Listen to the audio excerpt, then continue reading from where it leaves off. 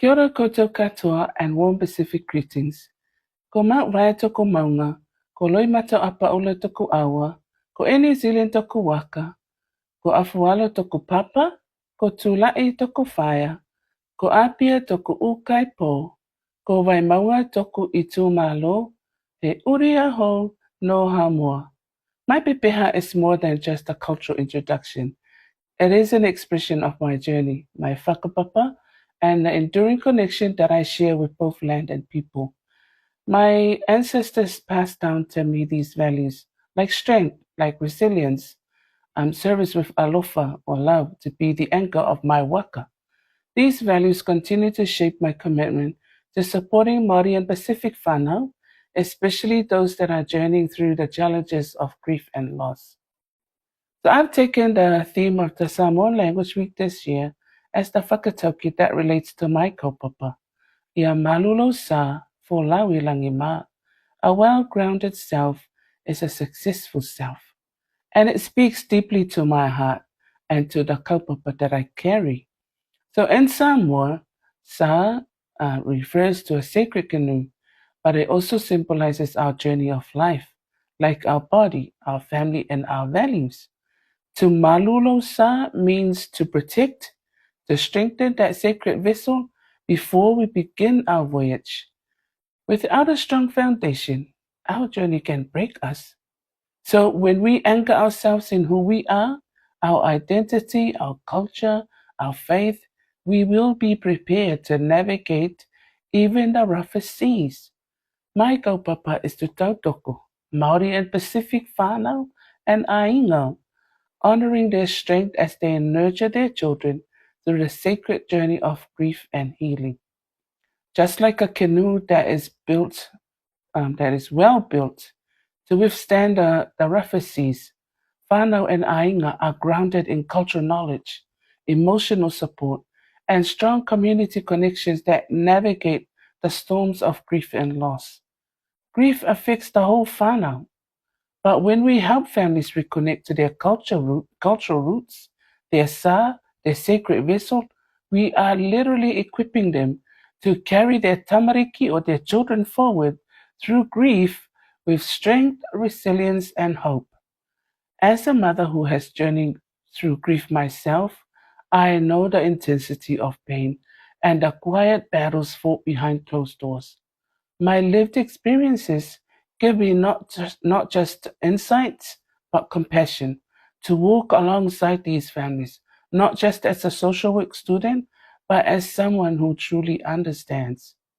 I share my story not to center myself, but to give strength to others, to remind them that they are never alone, that their story matters, that when grounded in culture, community, and love, they too can folawi langima, sail forward into the deep with courage and purpose.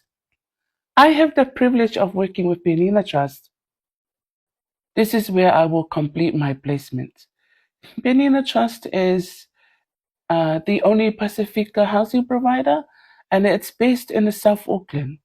It is a non-governmental organization that provides culturally responsive housing, mental health, and social services, particularly for Māori and Pacific whānau.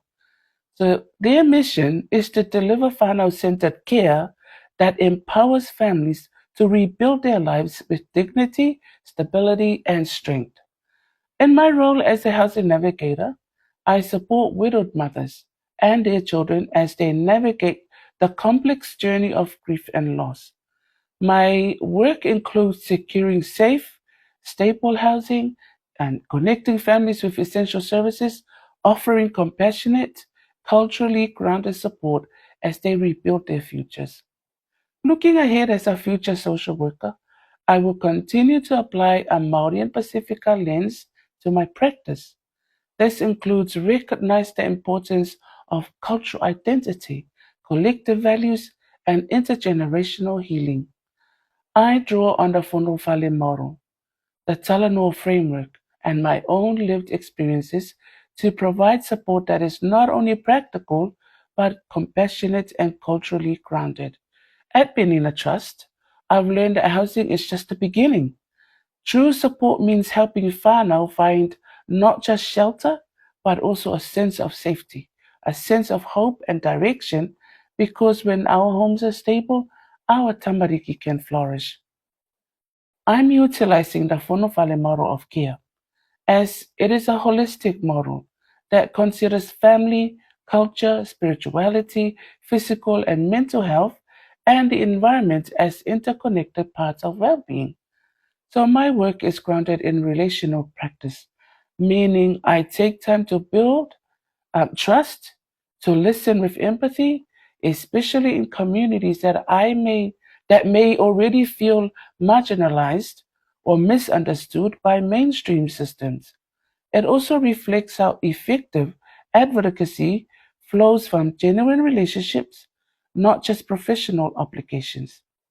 While supporting a Pacifica widow and her children who had recently lost their husband and father, I didn't begin with paperwork or formal assessments.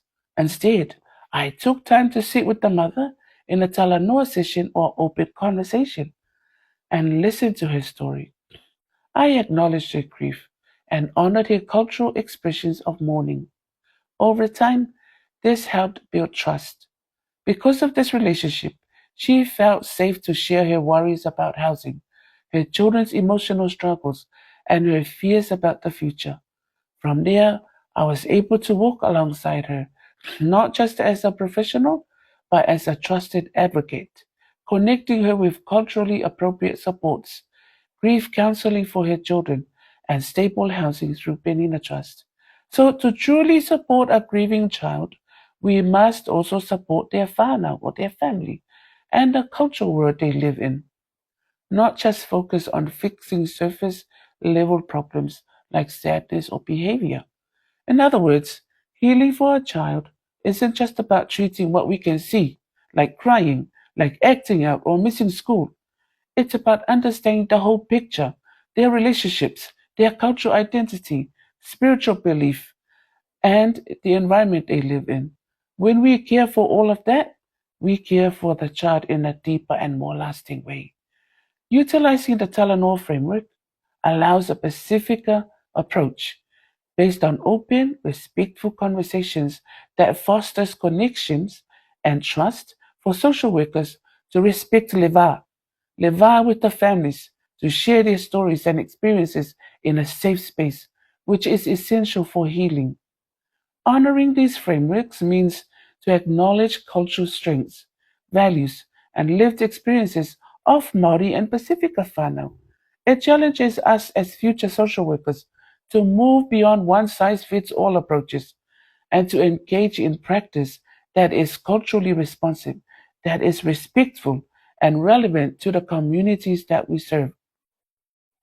I've chosen to focus on the Section 6 of the Oranga Tamariki Act 1989, formerly known as the SIFS Act, to guide my kaupapa.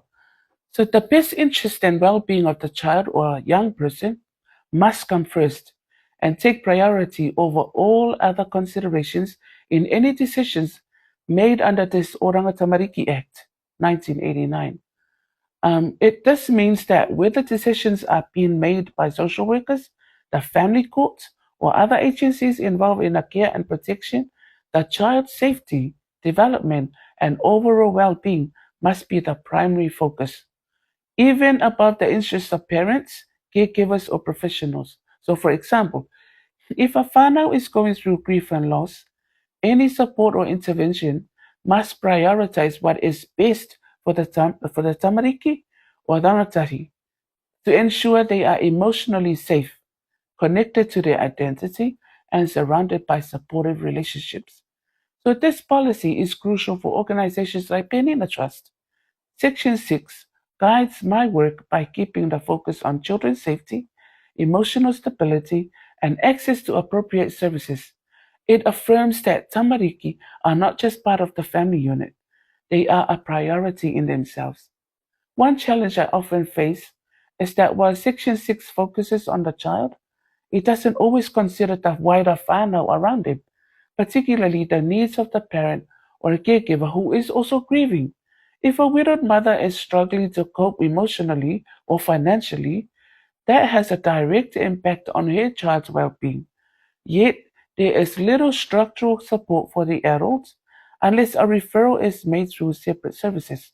Additionally, while the Act recognizes the children's rights to education, housing, and health, there's no direct provision for practical support like school uniforms, food, or access to culturally appropriate grief counseling.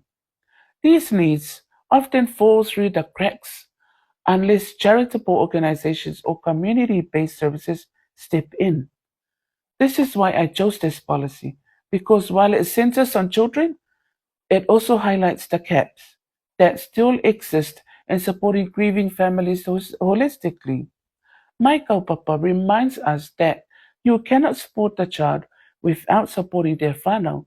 As a future social worker, working through both a Māori and Pacifica lens, I aim to advocate for more integrated, whānau-centered approaches that align with cultural models like whanofale and values such as manakitanga or alofa and collective well-being. To summarize my presentation, by strengthening whānau support, honoring cultural values, and working with Māori and Pacifica frameworks, within Māori and Pacifica frameworks, we can help families navigate grief with dignity, resilience, and hope. This speaks to the heart of the theme for the Samoan Language Week this year, 2025. Ia malolo sa for lauilangi ma. A well-grounded self is a successful self. When families are grounded in culture, love, and support, they don't just survive. They rise, they heal, and they thrive. Ia manuia.